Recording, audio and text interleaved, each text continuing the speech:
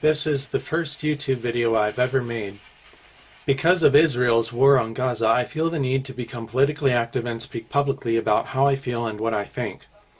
At first I thought it was okay that Israel was going after Hamas because, according to US media, Hamas is a terrorist organization and this is part of the war on terror.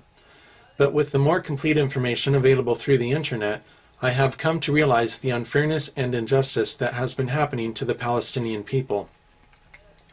When I saw the map of Israel and Gaza, I was confused why I didn't see a country called Palestine when the people are called Palestinians and people keep chanting Free Palestine. I had to ask myself, where is Palestine? I started searching the internet and Wikipedia to learn more about the history of Israel and Palestine.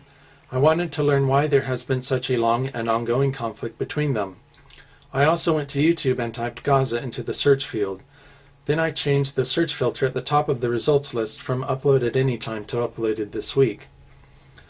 I was both surprised and glad to see Jewish people protesting Israel's war on Gaza, demanding an end to attacks on innocent civilians that included so many women and children.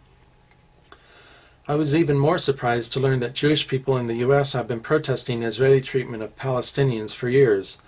They even have a website, nkusa.org, and you can see their speeches on YouTube by searching for Netre Karta. Use YouTube's time filter to see their most recent videos protesting the war on Gaza. What have Israelis done to Palestinians to cause Jewish people to protest? In my internet searches, I was appalled to learn that Israeli settlers frequently threw firebombs into Palestinian houses and acid on Palestinians to force them to flee from what Israelis claim is Jewish Holy Land. I saw graphic pictures of Palestinian children who had been horribly burned and disfigured by Israeli firebombs and acid attacks.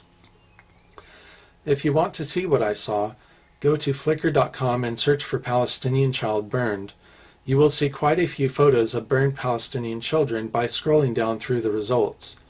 No child should be treated so horribly, especially because of their ethnicity and someone else's religious claims of Holy Land.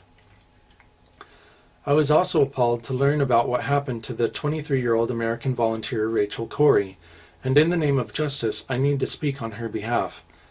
After giving a television interview about how the Israeli government was treating the Palestinians in Gaza, she was ran over not once, but twice, by an Israeli bulldozer in 2003.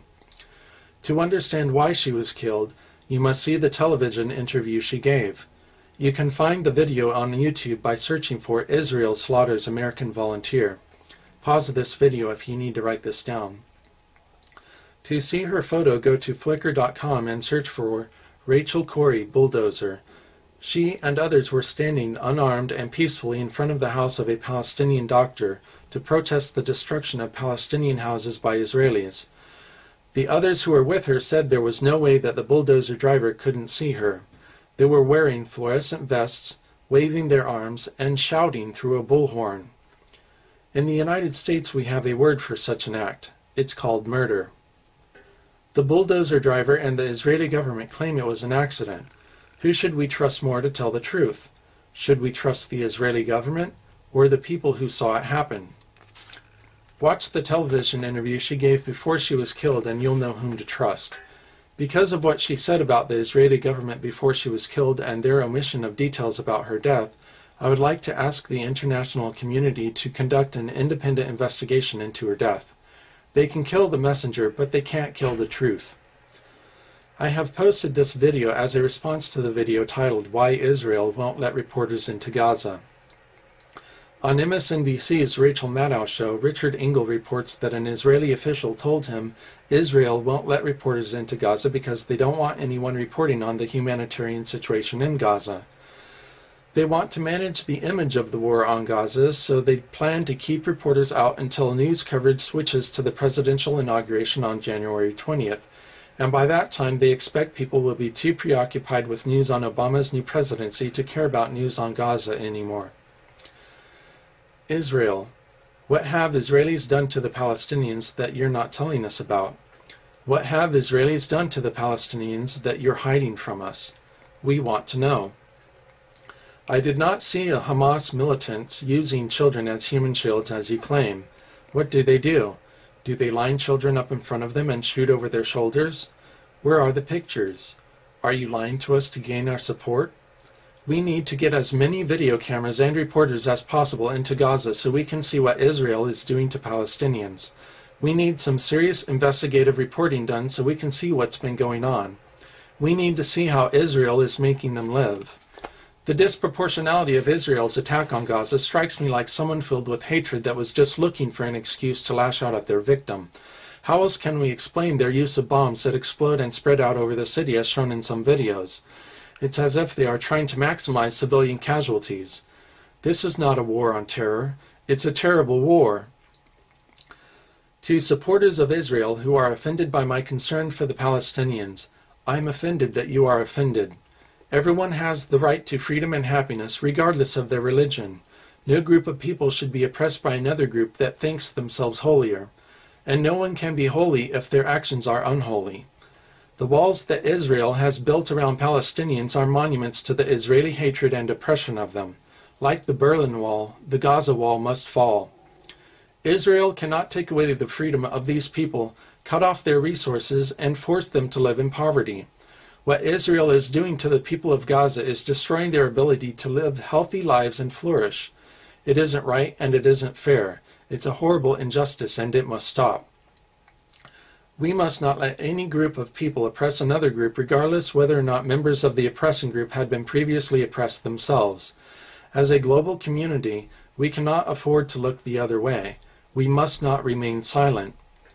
We need to write letters to our government representatives and make them put pressure on Israel to stop the war. We need to use our words, not our weapons.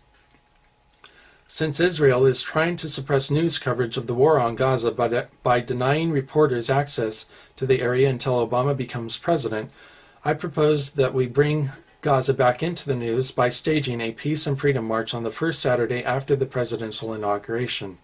This will be Saturday the 24th of January. As many of us as possible should go to our nation's capital, Washington, D.C., to show our strength in numbers. The rest of us should stage peaceful protests in our local communities and around the world. Since we are marching for peace, it is especially important that our protests are completely peaceful. There should be no fighting, no riots, and no violence. It's time for us to call for walls of hate to fall. To reprimand Israel for their excessive and irresponsible use of military force against Gaza, we need to quit selling them U.S. military vehicles and weapons and quit giving them $3 billion a year to help fund their military activities. We now need to take $3 billion a year that we have been sending to Israel and use it to rebuild Gaza. We must help Palestinians establish quality lives that are free of poverty and oppression. It isn't fair to omit half the story and demonize the victims as Israel has done. Peace comes from compassion and understanding, not from demonization and warmongering. Let's have preemptive understanding and compassion, not preemptive war. War is not the way to peace.